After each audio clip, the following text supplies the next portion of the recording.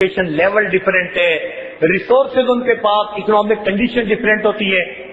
تو اللہ رب العزت نے بندوں پر مہربانی فرمائی، ایک مہینہ ایسا بھیج دیا کہ اس مہینے میں کوئی گڈ ایٹنگ ہیبٹس کو اپناتا ہے یا نہیں، وہ زبردستی ان کا پابند ہو جائے تاکہ اس کو فائدہ مل جائے.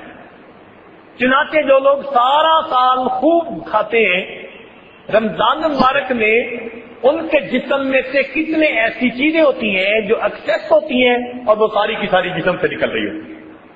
رمضان مبارک ان کے لیے صحت کا ضامن بن جاتا ہے، صحت کا ذریعہ بن جاتا ہے. چنانچہ مجھے ورجینیا میں امریکہ میں ایک عیسائی ملے، انجینئر تھے. تو کوئی بات ہوئی تو مجھے کہنے لگے کہ میں آج کل فاسٹنگ کر رہا ہوں. میں نے ان سے پوچھا بھائی کیا مطلب؟ کہنے لگا آپ لوگ نہیں ایک مہینہ کے لیے کیا کرتے؟ میں نے کہا. کہنے لگا اس میں میڈیکلی اتنے فائدے ہیں کہ میں نے ظاہری فائدوں کی خاطر اپنی زندگی کا معمول بنا لیا، ہر سال ایک مہینہ میں بھی روزے رکھتا ہوں. یعنی غیر مسلم جنہوں نے ابھی اسلام بھی قبول نہیں کیا، وہ بھی اسلامی تعلیمات کی حکمتوں کو مانتے ہیں اور بسا اوقات ان کو اپنا کے دنیاوی فائدے اٹھاتے ہیں. نبی علیہ الصلوۃ والسلام کم کھانے کے عادی تھے. چنانچہ نبی علیہ الصلوۃ والسلام کی مبارک زندگی میں 3 کنزیکٹیو دن ایسے نہیں آئے، پوری نبوت کی زندگی میں 3 کنزیکٹیو دن ایسے نہیں آئے کہ آپ نے تینوں دن پیٹ بھر کے کھانا کھایا. ایک دن کھایا تو دوسرے دن فاقہ، اگر 2 دن کھایا تو تیسرے دن فاقہ. سیدہ فاطمہ الزہرا رضی اللہ تعالیٰ عنہ اللہ رب العزت کے محبوب کی خدمت میں حاضر ہوتی ہے. محبوب دو عالم کی عادت مبارکہ تھی کہ آپ اٹھ کر ان کا استقبال فرماتے تھے اور ان کو اپنی جگہ پر بٹھاتے تھے.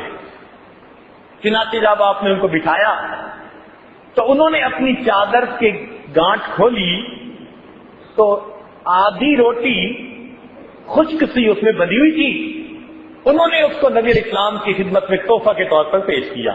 ابا جان میں آپ کی خدمت میں ہدیہ اور تحفہ لے کر آئی.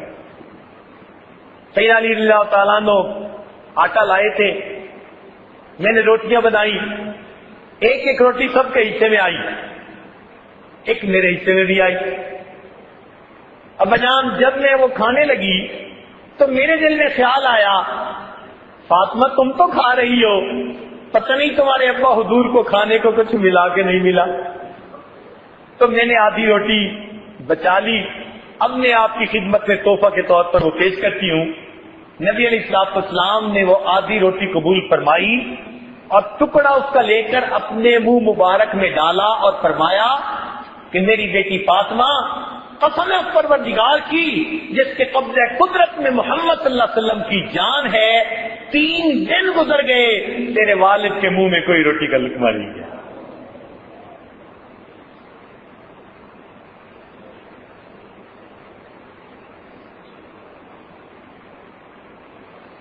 جتنے بھی دنیا میں مشاہیر گزرے، اگر کبھی آپ ان کی زندگی کو دیکھیں نا اس ایسپیکٹ سے کہ وہ کتنا کھاتے تھے، تو یہ چیز آپ کو کامن نظر آئے گی کہ ان کی خوراک بہت واجبی تھی، نارمل سی تھی، وہ اوور ایٹ نہیں کیا کرتے تھے.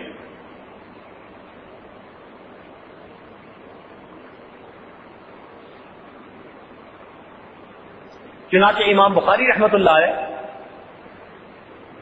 کو اللہ رب العزت نے ایسی ذہانت دی تھی کہ ان کو لاکھوں حدیثیں یاد تھی. تو ایک مرتبہ ان سے پوچھا گیا کہ آپ دن میں کتنا کھاتے ہیں؟ تو فرمانے لگے کہ میں آج کل 10 بادام کھا کر اپنے کام میں مصروف ہو جاتا ہوں اور میرا پورا دن اسی کے اوپر گزر جاتا ہے. 10 بادام، لیکن وہ تو 10 بادام پہ وقت گزار لیتے تھے. ہمیں تو اللہ رب العزت نے بہت زیادہ نعمتیں دی. تاہم اتنا تو ہو کہ ہم اتنا کھائیں جو ہمارے لیے فائدے مند ہو جائے. اس لیے جتنے لوگوں کا آئی کیو لیول اچھا ہوتا ہے نا، یہ سب وہ لوگ ہوتے ہیں کہ جن کے اندر فیٹ تھوڑی ہوتی ہے اور جسم ان کے بڑے اچھے ہوتے ہیں، ویل بلٹ ہوتے ہیں، ان کا آئی کیو لیول اچھا ہوتا ہے. کم کھانے والے. مجھے ایک دفعہ ایک میوزیم دیکھنے کا موقع ملا تو میں نے وہاں آئنسٹائن کی ممی دیکھی. اب آئنسٹائن آج کی دنیا میں اس طرح ریسپیکٹڈ فگر ہے کہ جیسے دین کے حلقوں میں پیغمبروں کی عزت کی جاتی ہے. جس نے تھیوری آف ریلیٹیوٹی پیش کی، اس کی تو میں اسٹرکچر دیکھ کے حیران ہو گیا. میرا خیال ہے کہ اس کا کوئی وزن 60 کلو گرام سے زیادہ نہیں ہوگا.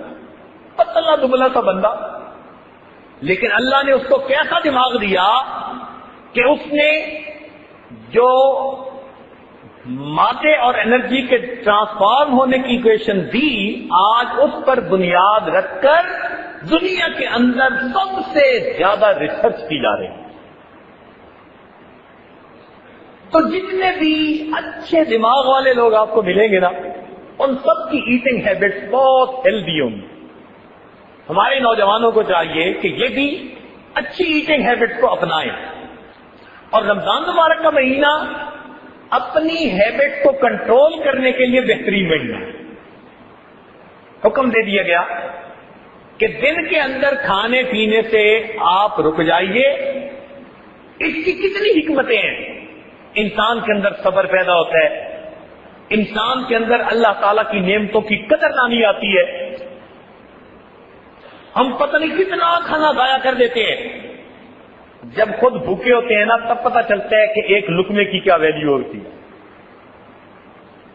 تو جہاں اس کے کتنے اور فائدے، ایک فائدہ یہ کہ انسان اپنے ایٹنگ اسکیڈول کو کنٹرول کر سکتا ہے.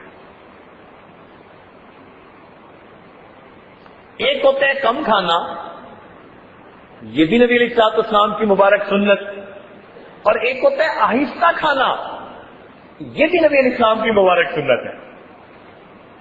اس میں بھی ایک دلچسپ نقطہ ہے، آہستہ کھانا.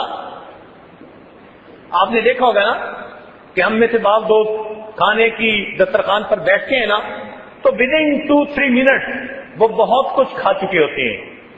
وہ دسترخوان سے بہت کچھ ان کے پیٹ کے اندر شفٹ ہو چکا ہوتا ہے ودن فیو منٹ. اور پھر جب کھا لیتے ہیں تو تھوڑی دیر کے بعد پھر پیٹ پکڑ کے کہتے ہیں یار آج بہت کھا لیا ہے، اوور ایٹنگ کر لیتے ہیں.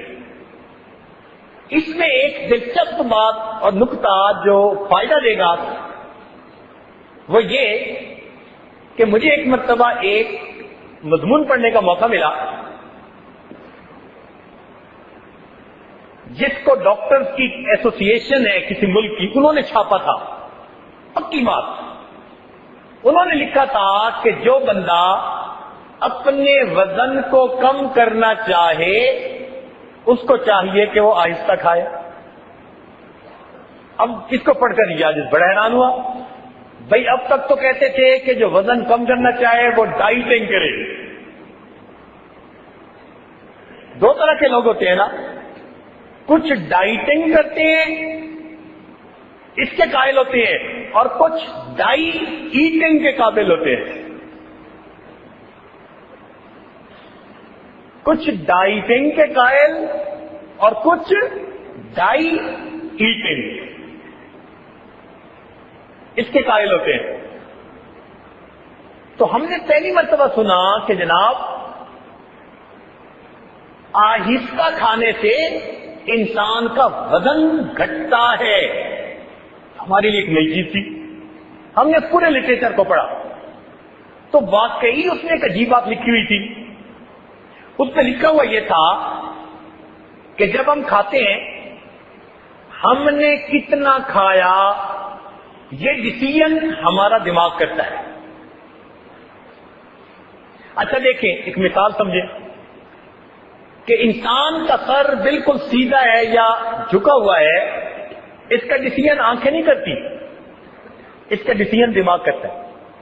ہمارے کانوں میں ایک کینال ہے جس میں لیکوڈ ہوتا ہے اور وہ لیکوڈ اپنا لیول مینٹین کرتا ہے. اس لیول کا سگنل جب دماغ کو پہنچتا ہے تو دماغ سمجھ لیتا ہے کہ سر سیدھا ہے یا سر جھکا ہوا ہے. اسی طرح پیٹ بھرنے کا ڈیسیژن ہمارا دماغ لیتا ہے. وہ دو طرح سے لیتا ہے. ایک تو انسان کے پیٹ کے اوپر جلد جو ہے نا اس کے اندر ٹرانسڈیوسر لگے ہوئے ہیں, پک اپ لگی ہوئی ہے. جب انسان کھاتا ہے اور اسٹومک ذرا پھیلتا ہے تو الانگیشن ہوتی ہے. تو جو پک اپ لگے ہوئے ہیں وہ الانگیٹ ہونے سے اندازہ لگا لیتے ہیں کہ اندر کتنی خوراک چلی گئی. مگر یہ سلو ایکٹنگ ٹرانسڈیوسر ہے. یہ اپنے سگنل کو بنا کر دماغ تک پہنچانے میں 7 منٹ سے لے کے 10 منٹ تک لے سکتے ہیں. 7 منٹ تقریباً ان کو چاہیے. 7 منٹ کے بعد سگنل, یعنی اب اگر پیٹ بھر گیا تو جو پک اپ ہے وہ 7 منٹ کے بعد دماغ کو سگنل پہنچائے گا کہ پیٹ بھر گیا. اس کو کہتے ہیں لانگ ایکٹنگ ٹرانسڈیوسر. اور دوسرا سگنل انسان کو ملتا ہے اس کے منہ سے. اگر منہ جلدی جلدی چل رہا ہو تو کتنے نمبر آف ٹائم ہم نے کرشنگ کی, کہ وہ کرشنگ یونٹ ہے نا, تو کرشنگ یونٹ نے جتنا تیزی سے کام کیا یہ بھی دماغ کو پہنچ رہا ہوتا ہے. ان دو سگنلز کو سامنے رکھ کر انسان کا دماغ ڈیسیژن لیتا ہے کہ میں نے کتنا کھا لیا. اب ہم کیا کرتے ہیں کہ 3-4 منٹ کے اندر 2 روٹیاں بھی کھا لی, پانی بھی پی لیا, ڈش بھی کھا لی. ابھی نیچے کا سگنل پیٹ والا بھی نہیں پہنچا ہوتا اور اس سے پہلے ہم اوور ایٹ کر چکے ہوتے ہیں. لہذا جب اصل سگنل پہنچتا ہے تب ہم ریئلائز کرتے ہیں یار آج تو ہم نے واقعی بہت زیادہ کھا لیا ہے. اس کی ایک پروف ہے. دیکھیے آپ ابھی کھانا کھا رہے ہیں, فرض کرو آپ نے آدھی روٹی کھائی, آدھی روٹی کھا کے کوئی فون آ گیا ضروری, باہر ملک سے کال تھی, انٹرنیشنل کال تھی, آپ سننے کے لیے چلے گئے. اگر آپ 5-7 منٹ فون سنتے رہے تو واپس آئیں گے نا تو آپ کی بھوک مٹ چکی ہوگی. لوگ کہتے ہیں جی بھوک مر جاتی ہے. بھائی بھوک نہیں مرتی, وہ جو چند منٹ گزرے پیٹ کا صحیح سگنل دماغ کو پہنچ گیا, دماغ نے فائنلائز کر لیا کہ اتنی خوراک میرے لیے کافی ہے. تو اس لیے اوور ایٹنگ بھی نقصان دہ ہے اور تیز تیز کھا لینا بھی نقصان دہ. اور عجیب بات کہ محبوب کی دونوں سنتیں, ایک تو انسان اپنی بھوک سے تھوڑا سا کم کھائے یہ بھی سنت ہے, اور دوسرا انسان آہستہ آہستہ چبا چبا کر کھانا کھائے یہ بھی میرے محبوب کی سنت ہے. تو جو انسان سنت کی نیت سے ان چیزوں کو اپنائے گا یہ دنیا کے فائدے تو مفت ہی میں پاتا چلا جائے گا. یہ تو مفت میں فائدے ملتے چلے جائیں گے اس کو. تو رمضان مبارک میں دن میں روزہ رکھنے کا مقصد کیا ہوتا ہے کہ ہمارے بدن میں ذرا خوراک کم ہو.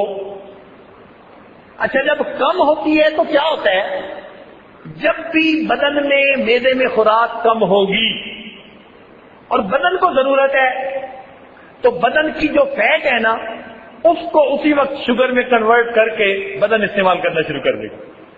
اسٹیرائڈز ہوتے ہیں جو بدن کے اندر جنریٹ ہو جاتے ہیں اور وہ انسان کے فیٹ کو شوگر بنا دیتے ہیں اور وہ انسان کے بدن میں پھر استعمال ہو رہی ہوتی ہے. اس لیے جب انسان بھوکا رہتا ہے تو اس کی چربی پگھل رہی ہوتی ہے اور اس کا جسم سمارٹ ہو رہا ہوتا ہے. اس لیے جو لوگ سوئمنگ کلب میں جاتے ہیں اور پھر بھی ان کا اچھا جسم نہیں ہوتا, ان کو چاہیے کہ نبی علیہ الصلوۃ والسلام کی مبارک سنت پر گھر بیٹھ کے عمل کر لے, انہیں کلب جانے کی ضرورت ہی نہیں پڑے گی. آٹومیٹک فیٹ برن ہوتی چلی جائے گی.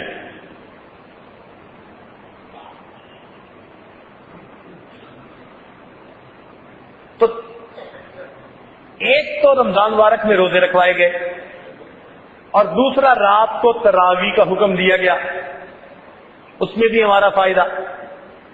اچھا، ذہن میں سوال پیدا ہوتا ہے کہ تراویح کا جسمانی فائدہ کیا؟ تراویح کا جسمانی فائدہ کیا؟ روحانی فائدے تو ہیں ہی صحیح۔ اس آیت نے عرض کیا نا شروع میں کہ آج روزے کے جسمانی فائدے کیا ہیں، اس ٹاپک کو تھوڑا کھولا جائے گا۔ تو سوال پیدا ہوتا ہے کہ جی تراویح کے جسمانی فائدے کیا ہوئے؟ تو بھائی نماز کے روحانی فائدے تو بے شمار ہیں، جسمانی فائدے بھی ہیں۔ یہ ایکسرسائز بھی تو ہے نا۔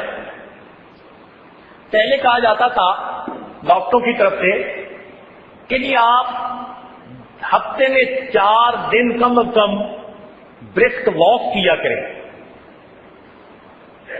بلکہ 10 سال پہلے کہتے تھے جاگنگ کیا کریں، یہ بھاگا کریں۔ پھر ثابت ہوا کہ جو جاگنگ زیادہ کرتے ہیں تو بڑھاپے میں ان کے پاؤں کی جو ہڈیاں ہوتی ہیں وہ پرابلم کرتی ہیں۔ اب ڈاکٹر آہستہ آہستہ آ گئے جی کہ برسک واک کہتے ہیں ذرا تیز چلنے کو، کہ جی یہ انسان کے لیے سب سے فائدہ مند۔ اور اللہ تعالیٰ کی شان دیکھیے کہ برسک واک، ذرا تیزی کے ساتھ چلنا، یہ بھی میرے محبوب صلی اللہ علیہ وسلم کی مبارک سنت ہے۔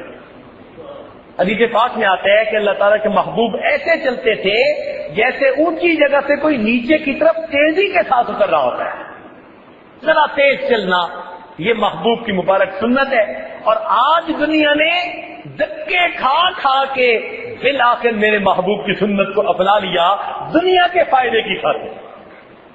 ہم کہتے ہیں جی برسک واک کرنا چاہیے، چلیں جی برسک واک کرتے ہیں۔ پھر اب انہوں نے کہا کہ یہ جو ہم دن میں 1 مرتبہ برسک واک کرتے ہیں نا، یہ بھی اتنی فائدے مند نہیں ہے، یہ دن میں کئی مرتبہ کرنی چاہیے۔ اب یہاں سوال پیدا ہوا کہ بندہ ہر وقت واک ہی کرتا رہے گا؟ انہوں نے کہا نہیں جی، تھوڑی سی ایکسرسائز کر لے جس سے کہ انسان کے ہارٹ بیٹ تھوڑا تیز ہو جائے، جو فلوئڈ انسان کے اندر بلڈ کی شکل میں بہ رہا ہے اس کی اماؤنٹ بڑھ جائے تاکہ پوری شریانوں کو یہ صاف کر دے۔ انہوں نے کہا جی چند مرتبہ ایکسرسائز کریں اگرچہ تھوڑی ہو۔ چنانچہ ہمارے ایک دوست جاپان میں گئے تو ایک جگہ ایک کمپنی کے ڈائریکٹر کی بورڈ آف ڈائریکٹر کی میٹنگ تھی۔ وہ کہنے لگے کہ اس 8-10 گھنٹے کی میٹنگ کے دوران وہ 1-1.5 گھنٹہ کے لیے میٹنگ کرتے اور پھر کھڑے ہو جاتے اور اپنی کرسی کے ساتھ ہی کوئی بازو ہلا رہا ہوتا، کوئی نیچے جا رہا ہوتا، کوئی تھوڑا آگے پیچھے ہو رہا ہوتا، کرسی کے قریب ہی، اور وہاں کھڑے کھڑے تھوڑی ایسے ہاتھوں سے ایکسرسائز کر کے لائٹ ایکسرسائز پھر بیٹھ جاتے۔ اس میٹنگ کے دوران انہوں نے 3 مرتبہ بریک لے کر یہ ایکسرسائز کی۔ تو کہتے میں نے ان سے پوچھا کہ آپ یہ کیا کر رہے ہیں؟ وہ کہنے لگے جی ہمارے ڈاکٹر اس نتیجے پر پہنچے کہ دن میں 1 مرتبہ ایکسرسائز کرنے کی بجائے چند مرتبہ لائٹ ایکسرسائز کر لی جائے تو اس کا فائدہ زیادہ ہوتا ہے۔ کہنے لگے میں نے انہیں کہا اللہ کے بندوں، یہ جو چند یعنی تھوڑی دیر کے بعد جو چند منٹ کی ایکسرسائز کرتے ہو، اگر اس کی بجائے تم دن میں 5 مرتبہ نماز ہی پڑھ لیا کرو تو آٹومیٹک ایکسرسائز ہو جائے گی۔ اب دیکھیے مومن کو یہ مفت کا فائدہ، وہ اللہ تعالیٰ کا حکم سمجھ کے عمل کر رہا ہے اور اس کا جسمانی فائدہ مفت کا، اس میں نماز پڑھنے سے اس کو فائدہ مل رہا ہے۔ کوئی ان پڑھ بندہ پہاڑ کی چوٹی میں رہتا ہے، اس کو کچھ نہیں پتا کہ میرا جسمانی فائدہ کیا، لیکن اگر وہ بھی پابندی سے نماز پڑھتا ہے تو نماز کی وجہ سے اس کو بھی فائدہ مل رہا ہے۔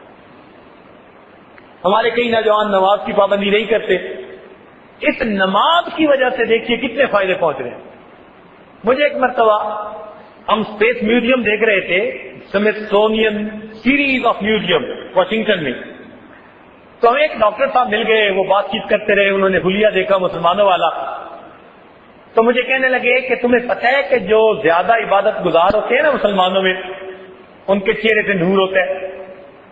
میں نے کہا جی بالکل ہوتا ہے، صلحاء کا نور۔ کہنے لگے اس کی ایک ریزن ہے، انگلش میں بات کر رہا تھا۔ میں نے کہا جی کیا ریزن ہے؟ کہنے لگا کہ انسان کا جسم جو دل سے نیچے ہے اس میں دل کے لیے بلڈ پہنچانا آسان ہے، اور جو بدن اوپر ہوتا ہے اس میں بلڈ پہنچانا انسان کے لیے مشکل کام ہے. وہ ذرا ڈفرینس آتا چلا جاتا ہے. اس لیے سر میں جتنا فلڈڈ بلڈ جانا چاہیے وہ نہیں جاتا. یہ مسلمان لوگ جو نماز پڑھتے ہیں نا تو یہ نماز میں سجدہ کرتے ہیں. میں نے کہا جی بالکل کرتے ہیں. کہنے لگا سجدے میں ان کا سر چہرہ نیچے ہوتا ہے, ان کا دل اوپر ہوتا ہے. یہی ایک ایسی صورت ہے کہ جس میں فلڈڈ ہو کر بلڈ انسان کے چہرے اور اس کی پوری جلد کے اندر جا رہا ہوتا ہے. اور کہنے لگا اگر ذرا لمبا سجدہ کرو تو پورے چہرے کے اندر خون محسوس ہوتا ہے. میں نے کہا, کہنے لگے کہ یہ جو بلڈ کی سرکولیشن روز فلڈڈ چہرے پر ہو رہی ہوتی ہے یہ انسان کے چہرے کو تر و تازہ بنا دیتی ہے. میں نے کہا عورتوں کو کبھی اس اصول کا پتہ چل جائے کہ نماز پڑھنے سے دیر تک انسان کا چہرہ معصوم نظر آتا ہے تو شاید کریموں کو چھوڑ کر نسلوں کے پیچھے پڑ جائے. اور واقعی آپ دیکھیں گے کہ جو بھی نیکوکار انسان ہوگا نا اس کے چہرے پہ آپ کو ایک روشنی نظر آئے گی, ایک نور نظر آئے گا. واقعی روحانی اثر اپنی جگہ, مگر نماز کے جسمانی فائدے بھی تو ہیں نا. وہ جو بلڈڈ ان کو پہنچ رہا ہوتا ہے سجدوں میں وہ ان کے چہروں پہ بہار کی تازگی عطا فرما دیتا ہے. اچھا, اب نماز کے جسمانی فائدوں میں سے ایک فائدہ بتا کے ذرا اپنے ٹاپک کو مکمل کریں.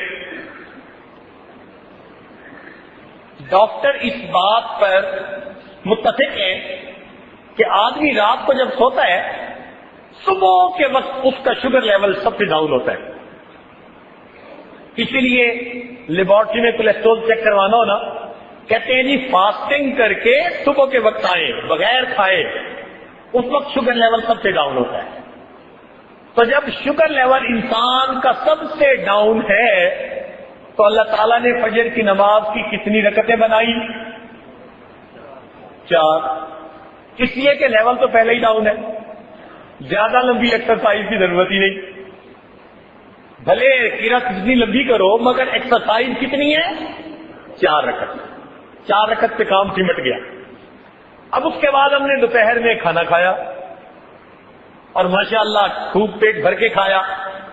جب کھانا کھایا تو شوگر لیول اوپر چلا گیا. اب 4 رکعت نہیں, اب کتنی رکعت کر دی گئی؟ 12 رکعتیں بنا دی گئی کہ اب تمہیں زیادہ ایکسرسائز کی ضرورت ہے. ایکسرسائز کرو گے یہ تمہاری کنٹرول ہو جائے گی, تمہیں بہتری ہوگی, فائدہ مل جائے گا.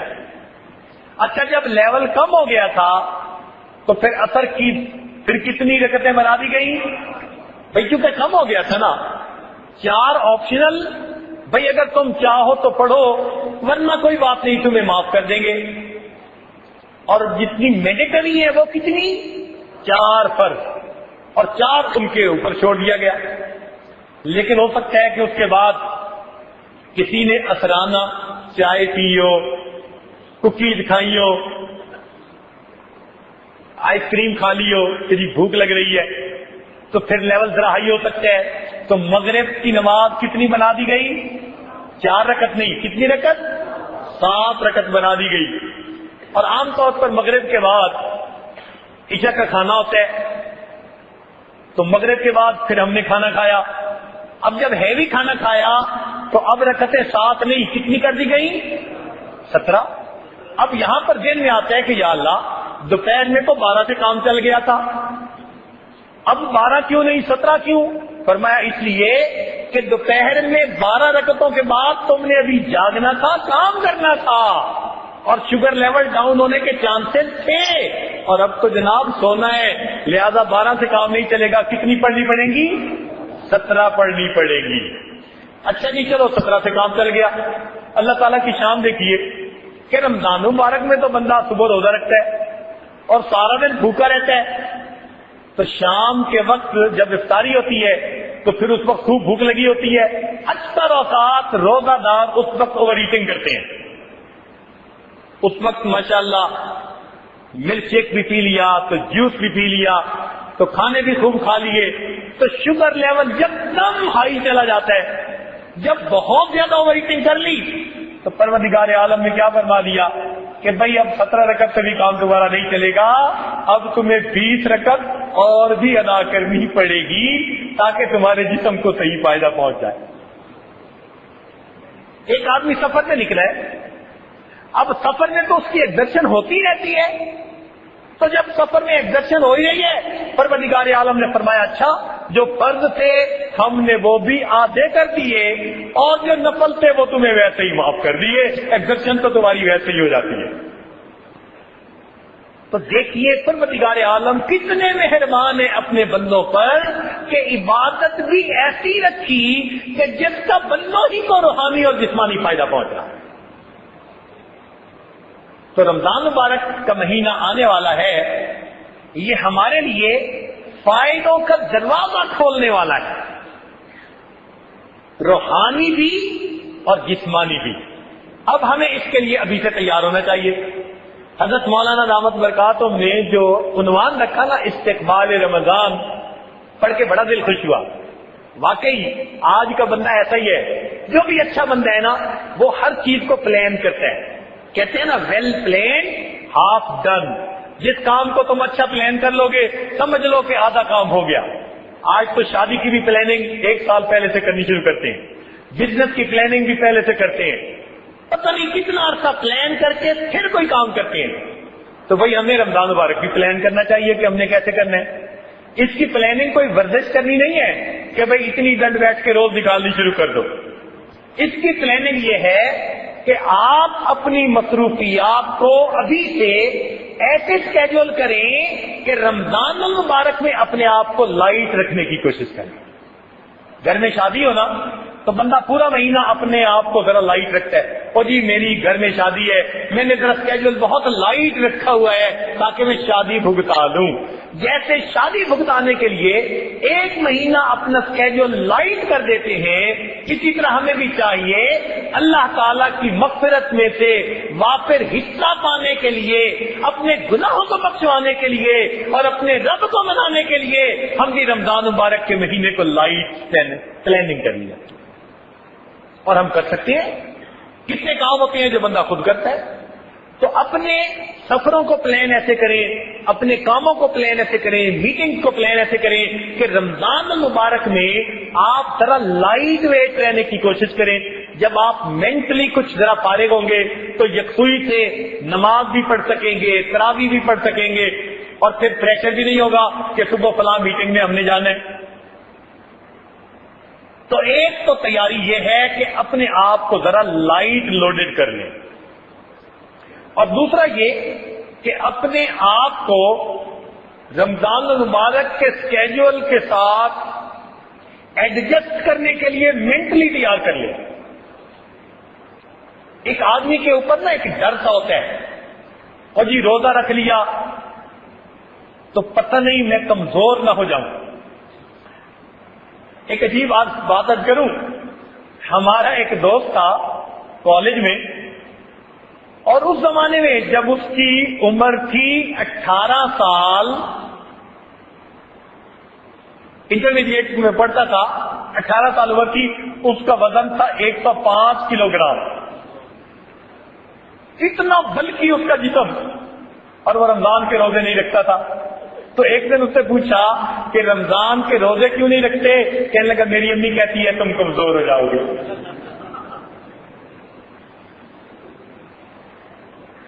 تو اپنے مائنڈ کو پریپیئر کر لیجئے کہ 1 مہینہ اگر ہم نے کم بھی کھایا تو ہمیں کوئی فرق نہیں پڑے گا۔ کتنا کم بندہ کھا سکتا ہے ذرا سوچئے کہ ڈاکٹروں نے لکھا ہے جو انسان 3 کھجوریں کھا لے، جو انسان 3 کھجوریں کھا لے، اتنی کیلوریز مل جاتی ہیں 3 دن تک اس کو بھوک کی وجہ سے موت نہیں آ سکتی۔ 3 کھجوروں میں اتنی نیوٹریشن ہے، 3 کھجوروں میں اتنی نیوٹریشن ہے کہ اگر کوئی بندہ 3 کھجوریں کھائے 3 دن تک بھوک کی وجہ سے موت نہیں آ سکتی۔ تو جسم کی ریکوائرمنٹ اتنی تھوڑی اور ایٹنگ ہیبٹس ہماری بہت زیادہ۔ تو رمضان المبارک میں ہم کھائیں جتنا کھانے کے عادی ہو تھوڑا سا کم کھانے کی کوشش کریں. یہ نہ ہو کہ صبح کی نماز سے ہی کھٹے ڈکار آنے شروع ہو جائیں, یا ایسا نہ ہو کہ جی ہم کھائیں ہی نہ. ایسے بھی تو ہیں کچھ لوگ ایسا کرتے ہیں کہ وہ عشاء کے وقت کھا لیتے ہیں, ان کو صبح اٹھنا ہی مشکل ہوتا ہے. نہیں, رمضان مبارک کی ترتیب پر اپنے آپ کو چلانے کی کوشش کیجیے. رمضان کو اپنی طبیعت میں نہ ڈالیے کہ جی روزہ بھی رکھنا ہے, چلو رات ہی میں کھا لیا جو کھا لیا, اب نیت کر کے سو گئے. بعض لوگ ایسے نہیں. اس لیے سحری کرنا مستقل عبادت ہے. تہجد میں اٹھنا اور تہجد کے وقت میں نمازیں پڑھنا یہ مستقل عبادت ہے. اب ایک آخری نقطہ, وقت ختم ہو گیا, ایک دو منٹ میں ایک نقطہ عرض کر دیں. وہ یہ کہ اللہ رب العزت کریم ہے, انہوں نے رمضان مبارک میں ایک رات بنائی جس کو لیلۃ القدر کہتے ہیں. اس کی تلاش کے لیے اعتکاف میں بیٹھا جاتا ہے. لیکن اگر کوئی بندہ چاہے کہ مجھے رمضان مبارک میں لیلۃ القدر میں عبادت کا ثواب ملے تو اس کو پانا بڑا آسان ہے. اس کو پانا بہت آسان ہے. یہ عجیب سا نقطہ ہے اور پتہ نہیں کتنی مشائخ کی صحبتوں کے بعد اللہ والوں سے یہ نقطہ ملا. تمنا ہر بندے کے دل میں ہوتی ہے کہ لیلۃ القدر کی عبادت کا ثواب ملے. ہم کیسے حاصل کر سکتے ہیں؟ وہ نقطہ سن لیجیے, پکا ہوگا. وہ کیسے کہ قرآن مجید میں اللہ تعالیٰ فرماتے ہیں کہ وہ ایک رات ہوتی ہے جو 1000 مہینوں کی عبادت سے بہتر ہوتی ہے. تنزل الملائکہ, اس میں ملائکہ نازل ہوتے ہیں, والروح, اور جبریل السلام بھی نازل ہوتے ہیں. فیہا باذن ربہم من کل امر سلام. اب اس رات میں جو ہے سلامتی نازل ہوتی ہے. تو خیر و برکت اس رات میں نازل ہوتی ہے. کب نازل ہوتی ہے اس کا کسی کو پتہ نہیں. کوئی نہیں کہہ سکتا کس رات میں کتنے بجے وہ برکتیں نازل ہوں گی, مگر اللہ تعالیٰ نے ایک اشارہ کر دیا. مفسرین نے لکھا کہ پروردگار فرماتے ہیں کہ جس رات میں بھی وہ برکتیں نازل ہوتی ہیں ہے یا حتی مطلع الفجر, وہ مطلع فجر طلوع صبح صادق تک باقی رہتی ہیں. اب یہاں سے نقطہ ملا کہ جب بھی لیلۃ القدر کی رات ہوگی اس کی خاص برکتیں جب بھی شروع ہوں گی وہ شروع ہو کر صبح صادق تک ضرور رہیں گی. لہذا ہم جیسے کمزور مومن جو ساری رات عبادت نہیں کر سکتے, اگر ہم روزہ رکھنے کے لیے سحری میں اٹھتے ہیں اور اس وقت ہم آخری لمحات میں چند نفل تہجد کے پڑھ لیتے ہیں, یقیناً ہمیں لیلۃ القدر کی عبادت کا ثواب مل جائے گا. اللہ رب العزت میں رمضان مبارک کی عبادت کو زیادہ سے زیادہ کرنے کی توفیق عطا فرمائے. اس مہینہ کو ہمارے لیے رحمت بنا دے, ہماری پریشانیوں کو دور فرما دے. وآخر دعوانا ان الحمد للہ رب العالمین.